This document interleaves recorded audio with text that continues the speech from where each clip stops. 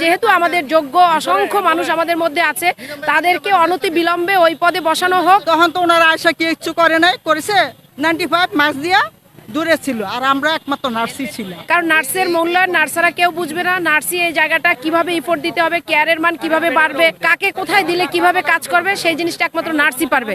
আমাদের দাবিটা 100% যৌক্তিক। কারণ হচ্ছে আপনারা ইতিমধ্যে জেনেছেন যে এই চতুর্থ গ্রেডের আমাদের যে এই যে একটা প্রজ্ঞাপন আছে, আপনি দেখেন গেজেট, যেটা রাষ্ট্রপতির স্বাক্ষরক্রমে এই গেজেটটা প্রকাশিত হয়েছে 2016 সালে।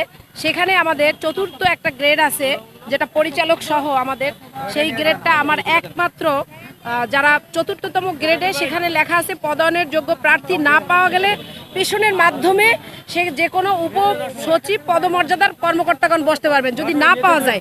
সো হাট নাও এখন আমাদের দেশে 55 জন মোর দ্যান 55-এর উপরে নার্স আছে যারা এই গ্রেড 4টা হোল্ড করে আছে। সো তাদের যোগ্য জায়গায় পদায়ন হয় নাই, সেখানে আমলারা বসে আছে। আপনারা জানেন কিছুদিন আগে যে ফেসিবাদের কারণে বিভিন্ন জায়গায় বছরের পর বছর আমলাতান্ত্রিক জটিলতা ছিল, সেই জটিলতার কারণে আমরা আমাদের কাঙ্ক্ষিত জায়গাগুলোয় যেতে পারি নাই, এবং কথা ছিল এসে তারা শুধু সেই জায়গাটায় আমাদেরকে এই জায়গাটা তৈরি করে দিবে আমাদের।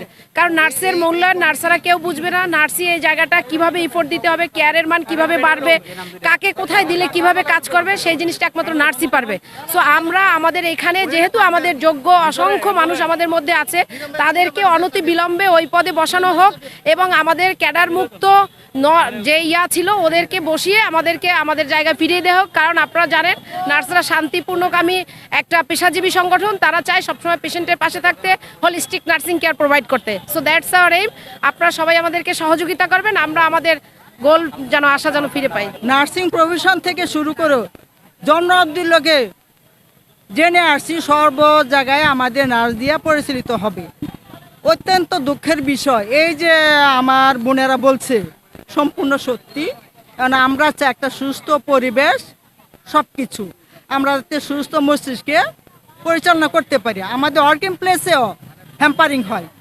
এই যে একটা করোনা দেখছেন, বাবা মা ভাই বোন কেউ আসে না, আমরাই পাশে ছিলাম, আমরাই অবধি সব ছিলাম।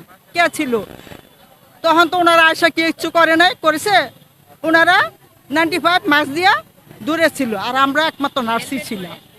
আমরা একমাত্র নার্সই ছিলাম। তাহলে আমার এক দাবি একটাই, আমাদের নার্স পদে নার্সই থাকবে।